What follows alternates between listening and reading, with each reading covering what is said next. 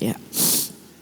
Puji Tuhan, pesan Tuhan buat kita persiapkan diri untuk suatu pencapaian ya. Ini yang menjadi pesannya. Persiapkan diri untuk suatu pencapaian. Ayatnya diambil dari Kejadian 7 ayat yang ke-13.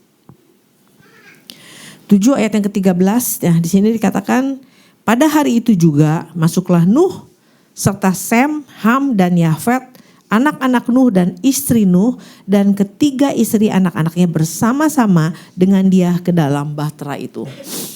Nah, kalau sampai melihat ayat yang kita baru baca itu bahwa Nuh dan anak-anaknya, istrinya dan menantunya itu semua bisa masuk ke dalam bahtera yang dibuat oleh mereka, bukan semata-mata karena ayat yang ke-9 dikatakan bahwa Nuh adalah orang benar dan tidak bercela di antara orang-orang sejamannya dan Nuh itu hidup bergaul dengan Tuhan. Jadi kalau sampai Nuh dan keluarganya bisa masuk ke dalam bahtera itu bukan semata-mata karena dia orang benar dan tidak bercela loh. Bukan semata-mata itu. Tapi kalau baca lagi di ayat Kejadian 6 ayat yang ke-22.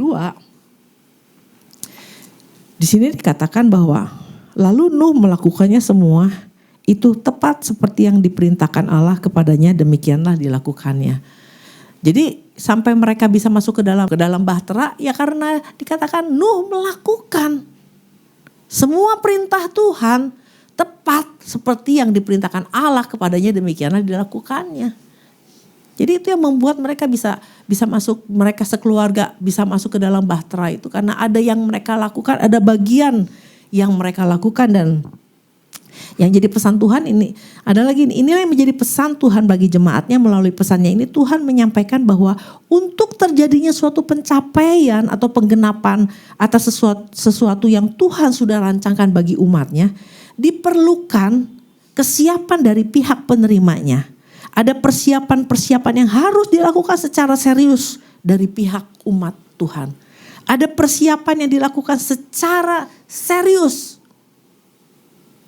Nah, berkali-kali waktu kemarin Pak Ishak menyampaikan firman juga dia ada berkali-kali berkata tentang serius, persiapan yang serius.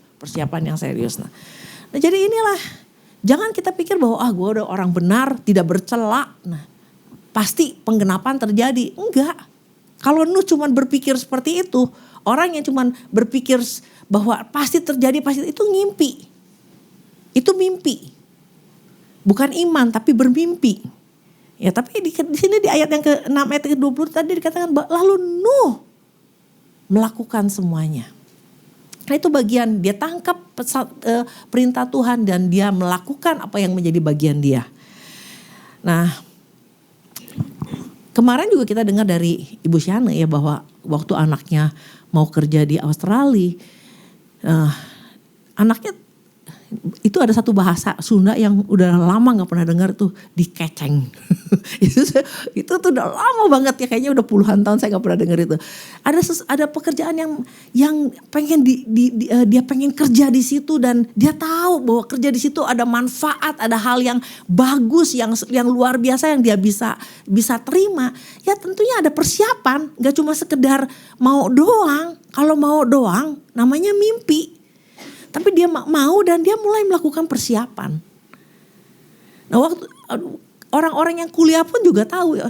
Waktu SMA mau masuk ke perguruan tinggi favorit ya di Indonesia nih ada perguruan tinggi yang favorit nih. Dulu waktu zaman saya sekolah aja SMA nih ada teman saya yang waduh dari awal masuk aja dia pengen masuk ITB bagian kimia katanya gitu. Itu satu keinginan dia tuh sampai diwujudkan dengan dia baru masuk kelas 1 SMA aja dia udah mulai bimbel. Dia udah mulai mempersiapkan itu serius. Nah, katanya menurut konon katanya yang terbaik untuk bisa masuk ke perguruan tinggi favorit itu harusnya dimulainya dari kelas 11, dari kelas SMA 2. Masuk bimbel itu sebenarnya itu. Tapi dia dari awal masuk kelas SMA 3 tuh dia udah mempersiapkan untuk bisa masuk ke ITB. Nah, persiapan itu dia lakukan dengan keseriusan gitu ya. Dia belajar dan belajar dan belajar. Nah, ini juga jadi kalau dalam hal kitab aja anak-anak nih, anak waktu masih pada kecil. Mau naik kelas kan ada ulangan umum kan gitu. Nggak tahu sekarang namanya apa, dulu mah ulangan umum. Ada ulangan umum. Nah anak-anaknya kagak ngerti. Kita yang ngerti ya, kita yang mempersiapkan, kita yang terus-terusin ngasih tahu. Oh persiapkan diri, beli buku, belajar ke Gramedia, beli ini supaya apa? Supaya anak-anak kita bisa berhasil. Nah kita tahu bahwa berhasil itu sesuatu yang semua orang pasti dambakan. Nah jadi makanya untuk sesuatu pencapaian, untuk sesuatu janji Tuhan atau kemenangan harus ada persiapan itu. Nah dalam hal rohani pun juga sama. Dalam hal rohani pun sama. Nah makanya keberadaan gereja itu bukan cuma sekedar mengadakan ibadah raya. Kalau gereja yang betul-betul nangkep pesan Tuhan, nangkep rencana Tuhan ya. Dia nggak cuma sekedar gereja mengadakan ngadain ibadah sehari Minggu 1 kali selesai udah aja. Enggak. Kalau gereja nangkep rencana Tuhan dia pasti ada yang namanya ingetin tentang doa, tentang belajar Alkitab, tentang 2 kerajaan, pelajaran-pelajaran tuh yang berapa belas itu yang diajarin sama Pak Ishak. Ada apa? Ada komsel. Itu untuk apa? Itu untuk persiapan. Ada doa syafaat. Dan bagaimana kita dianjurkan untuk ambil bagian di dalam pelayanan. Itu semua persiapan rohani yang disediain sama gereja. Untuk apa? Untuk mempersiapkan diri. Ya sama seperti Nuh juga nggak pernah tahu kapan itu harus bahteranya akan mulai dipakai, nggak ada yang tahu. Sama kita juga nggak tahu kapan itu kekekalan itu akan terjadi, kita nggak pernah tahu. Nah bagian kita hari ini yang kita tahu adalah persiapan, mempersiapkan diri untuk suatu pencapaian. Nah bukan hanya mempersiapkan diri untuk suatu pencapaian aja, tapi dikatakan bahwa lakukan dengan serius. Poinnya di situ. Kualitas persiapan itu sangat bergantung. Ya, pencapaian itu sangat bergantung sama kualitas dari pencapaian, bukan kuantitas aktivitas. Orang bisa aja tuh, wah kelihatannya rajin, kelihatannya lakukan ini. Semua apa yang disuruh sama gereja dilakukan.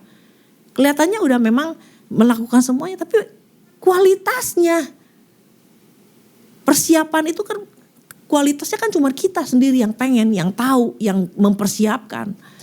Nah ini yang Tuhan ingat, yang diingatkan oleh Bapak Gembala untuk persiapan-persiapan ini kan. Nah kalau kita lihat di dalam beberapa waktu yang lalu saya juga sempat Tuhan ingatkan tentang Ibrani 12 ayat yang ke-5 ya. Nah sebelum ke situ kita lihat juga bahwa apa yang kalau kita bayangkan ya apa yang dipersiapkan oleh Nuh ya. Dari awal dia dapat pesan, dapat perintah Tuhan, dia, istrinya, 3 anak, 3 mantu. Dari awal udah jumlahnya segitu. Sampai waktu berjalan sekian puluh tahun, dianggap kurang lebih 100 tahun. Itu jumlah yang masuk ke dalam bahtera itu gak berkurang loh. Dengan jumlah yang sama. Artinya gak ada yang bergeser di dalam persiapan itu, gak ada yang satu orang yang udahlah gue mah gak usah ikut. Gak ada. Jumlah yang di awal Tuhan kasih perintah sampai jumlah yang masuk ke bahteranya sama. Nah dan bukan hanya dikasih tugas bikin bahtera. Sampai bahteranya aja ngapung, dipakai masuk. Ngapung di air berhari-hari gak tenggelam. Artinya apa? Ini persiapan yang dilakukan oleh Nuh ini gak main-main. Waktu Tuhan kasih perintah, waktu Tuhan kasih tugas, ya, waktu gereja kasih tugas, kasih apapun juga gak ada yang main-main. Semua dilakukan dan sampai keberhasilannya dengan jumlah yang sama dan tidak tenggelam. Nah sekarang bayangkan kalau tugas itu suruh bikin bahtera terjadi sama kita. Hari ini nih, waktu Tuhan kasih tugas bikin bahtera, saya dan 2 anak saya. Ya berapalah jumlah keluarga kita masing-masing. Waktu bahtera itu selesai dan waktunya Tuhan, kairosnya Tuhan, apakah jumlah itu akan masih sama? Apa ada yang mulai, yang anak yang satu kabur entah kemana, yang satu udah murtad mungkin. Bisa aja kan, bisa terjadi karena waktu itu kan berjalan. Karena di dalam mempersiapkan bahtera itu juga Nuh bukannya tanpa pergumulan kan, bukan tanpa tantangan. Pasti ada tantangannya. Nah tantangan ini kan kemarin di Komsel dibilang ada tantangan yang eksternal lah, internal lah, spiritual lah. Ini tantangan-tantangan ini gak gampang. Nuh juga pasti ngalamin ini. Nah kita juga dalam mempersiapkan waktu mau Komsel, mau ini ada aja tantangan ya, anak sakit lah, anak ngalamin masalah lah, ada masalah dengan pasangan hidup lah atau apa, ada persoalan. Tapi itu adalah bagian dari persiapan Tuhan. Bagaimana kita menyikapinya itu kan bagian dari persiapan yang kita siapkan untuk masuk ke dalam bahtera itu. Nah oleh karena itu dalam Ibrani 12 ayat yang kelima sini kita mau baca ya. Ibrani 12 ayat yang kelima di sini katakan. Dan sudah lupakah kamu akan nasihat yang berbicara kepada kamu? Nah dan sudah lupakah kamu akan nasihat yang berbicara kepada kamu seperti kepada anak-anak? Hai anak-anakku, janganlah anggap enteng didikan Tuhan. Janganlah putus asa apabila engkau diperingatkannya. Nah ada 2 hal yang bisa membuat persiapan itu gagal. 1, waktu mempersiapkan kita anggap enteng. Ya, apa itu anggap enteng? Itu bahasa aslinya adalah oligareo. Nah kalau waktu mempersiapkannya, persiapan yang dilakukan kita anggap enteng ya. Kita anggap sepele, kita anggap remeh, itu udah sama dengan penghinaan. Andai kata Nuh waktu dikasih tugas sama Tuhan bikin bahtera dan dia menganggap enteng, kira-kira jadi gak? Gak akan jadi. Jadi sih, cuman belum tentu bisa ngapung di air. Nah yang kedua yang bisa menggagalkan persiapan adalah ketika putus asa. Ya, putus asa. Ekluo ya bahasa aslinya. Nah putus asa itu punya arti jadi lemah, hilang semangat, dan tawar hati. Jadi persiapan itu orang boleh bilang saya sedang mempersiapkan. Iya betul, semua orang bisa ngaku mempersiapkan. Tapi kualitas persiapan itu semuanya pasti gak akan sama. Ada yang menganggap enteng, ada yang serius. Nah ini yang mana? Karena kalau persiapan kita hanya kita anggap enteng dan kita menjadi hilang semangat, maka persiapan itu gak akan mungkin jadi persiapan yang serius. Kalau udah persiapan gak serius ya kita anggap enteng, gak akan mungkin kita pay attention to a detail, gak mungkin kita perhatiin detailnya. Kan ini waktu Nuh dikasih tugas bikin bahtera kan dia Tuhan kasih detailnya kan, kayunya harus apa, ukurannya harus apa, semua dia kalau dia mempersiapkannya serius, dia akan perhatiin yang Tuhan mau apa. Nah tapi kalau menganggap enteng, nah udahlah, udah kita ganti lah. Jadi orang yang menganggap enteng itu akan mengganti versi, ya, versi yang lebih mudah. Akan ganti mengedit perintah-perintahnya Tuhan. Sekali lagi, jangan kita pikir ini perkara yang biasa-biasa. Kadang-kadang gini, perintahnya sama semua orang, tapi bisa diedit menurut kemauan kita. Dibikin gampang, dibikin praktis, dibikin suka-sukanya kita. Itu namanya mengedit perintah, menganggap enteng. Nah untung Nuh waktu dapat perintah Tuhan ini ya, dia tidak menganggap enteng dan tidak menjadi kehilangan semangat. Kalau kehilangan semangat, mungkin yang masuk ke dalam bahtera itu jumlahnya beda. Mungkin waktu di air bahteranya gak akan selamat. Kalau dia menganggap enteng. Nah ini juga kan yang kita diingatkan kemarin waktu doa pengurapan tentang 10 gadis bodoh dan bijaksana kan. Nah kalau yang menganggap enteng, itu gadis yang bodoh tuh menganggap enteng. Bawa minyak nggak? Bawa minyak. Tapi dia menganggap enteng, lah gampang lah. Nanti kalau nggak cukup juga minta. Kita tahu kisah ini kan akhirnya. Menganggap enteng itu membuat orang ceroboh seenaknya dan sekedar-kedarnya. Nah waktu Daud sebelum dia jadi raja ya, ada proses hidup yang harus dia lewati melalui. Nah proses-proses hidup yang dia lewati ini kan semua persiapan-persiapan untuk dia satu hari jadi raja. Betul gak? Nah diawali dari apa? Dari menggembalakan kambing domba. Ini sebuah persiapan yang Tuhan yang Tuhan kasih buat Daud, dan Daud menanggapi itu dengan serius. Dia menanggapi itu. Bahkan kalau kita baca di 1 Samuel 17 ayat yang ke-34 35 ini dia seriusnya itu sampai kayak gitu. 1 Samuel 17. Tetapi Daud berkata kepada Saul, "Hambamu ini biasa mengembalakan kambing domba ayahnya. Apabila datang singa atau beruang yang menerkam seekor domba dari kawanannya," 35, "maka aku mengejarnya, menghajarnya, melepaskan domba itu dari mulutnya. Kemudian apabila ia berdiri menyerang aku, maka aku menangkap janggutnya, lalu menghajarnya dan membunuhnya." Kelihatannya ini orang serius apa orang yang menyepelekan? Kalau menyepelekan mah kambing domba ya udahlah 3 kan dimakan 1 sisa 2 cincai lah. Nggak gitu. Dia yang 3 ini dia serius. Kalau dia perlu lawan itu beruang itu singa dilawan, dia perlu dia lakukan. Karena dia ini orang serius. Nah ini tanpa sadar dia sedang mempersiapkan melalui tantangan hidup, dia sedang mempersiapkan untuk dia satu hari menjadi seorang pemimpin yang besar. Dia gak pernah tahu dia akan melawan Goliat. Siapa yang pernah dia membayangkan dia akan melawan Goliat? Enggak.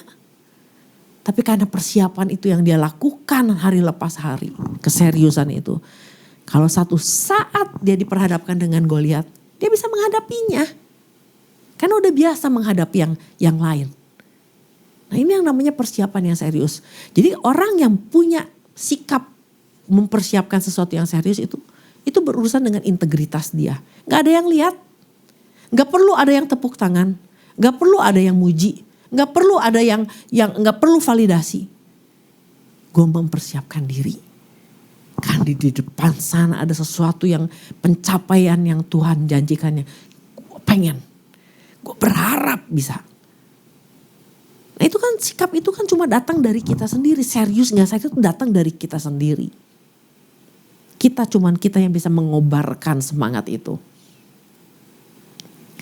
Emang Daud waktu dia lawan singa dan beruang sampai mati-matian kayak gitu. Emang dia gak berdarah-darah?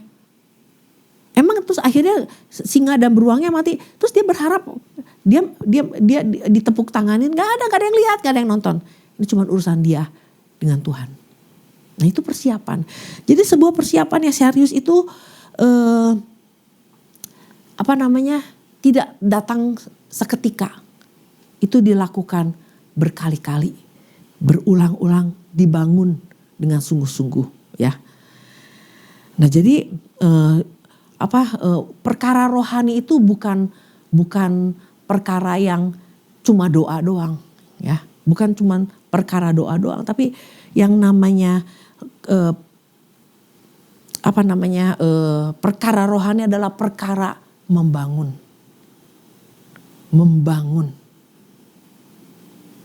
Ada sistematis, ada waktu, ada hal yang harus kita pilih yang mana lebih penting gak penting itu namanya membangun. Itu yang namanya perkara rohani ya. Nah jadi ini yang perlu kita pahami bersama ya.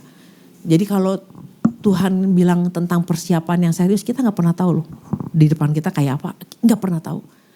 Yang kita tahu hari ini adalah kita sendiri, persiapan kitanya serius apa enggak. Betul? Cuman kita yang tahu. Gak ada yang lihat nih apakah seperti Daud. Gak ada yang lihat, tapi waktu ngadepin tantangan dia serius.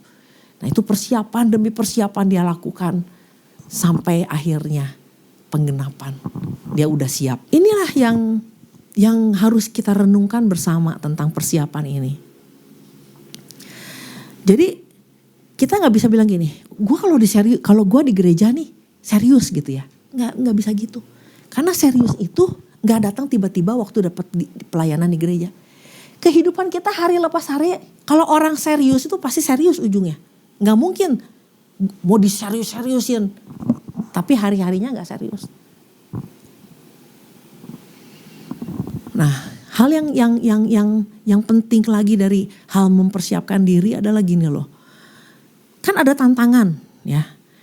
Nah, Nuh itu mempersiapkan kalau dia sampai bisa menyelesaikan dengan baik, dia bisa membawa seluruh keluarganya. Ini saya pernah nonton film Nuh ya, walaupun itu Nuhnya versi Hollywood, tapi at least bisa membayangkan gitu. Ini kan kelompok keluarganya dia nih, di tengah, di lingkungannya itu semua kan orang jahat semua gitu. Ini anak-anak muda yang pengen tahu kan, kepengen tahu di luar kayak apa sih, di rumah terus bosan gitu. Ini anak ada yang kabur malam-malam, bergaul dengan orang-orang yang di dunia tuh yang jahat-jahat. Ada tuh itu satu gambaran yang mungkin juga bisa terjadi pergaulannya. Tapi Nuh sebagai kepala keluarga bisa tarik lagi itu anak. Nah jadi untuk bisa mempersiapkan suatu, untuk menjadi orang yang bisa mempersiapkan serius ya, bukan cuma sekedar mengerjakannya, tetapi ini loh harus pakai kacamata Tuhan. Ini yang kemarin 2 minggu yang lalu kalau gak salah ya, ini harus pakai kacamata Tuhan. Kalau kita mau mempersiapkan perkara-perkara rohani gak pakai kacamata Tuhan ya itu kayak anaknya Nuh. Kepengen kesana pengen coba yang ono, pengen gini. Gak mungkin bisa terus fokus. Karena dengan kacamata Tuhan itu yang bisa bikin fokus, yang bisa bikin orang detail melakukan apa yang diperintahkannya, detail dengan sungguh-sungguh itu karena pakai kacamatanya Tuhan. Nah mungkin anaknya kan nanti pakai kacamata Tuhan, dilepas lagi pengen pakai kacamata dunia. Waktu dia ditarik lagi bapaknya, pakai yang ini kacamatanya supaya kamu bisa ngerti maksudnya Tuhan, supaya kamu tahu tujuannya Tuhan, supaya Tuhan tahu, supaya kamu ngerti kenapa kita harus diselamatkan sama Tuhan. Nah itu mungkin bolak-balik itu Nuh tuh pakai anaknya buka pergi datang, tapi Nuh dengan terus menerus sebagai pemimpin pakai supaya apa? Sama-sama punya visi yang sama. Sama-sama bisa mengerjakan detailnya Tuhan. Sama-sama bisa mengalami pencapaian bersama-sama. Kacamatanya Tuhan. Soalnya kalau gak pakai kacamata Tuhan di tengah tantangan yang harus dihadapi, tantangan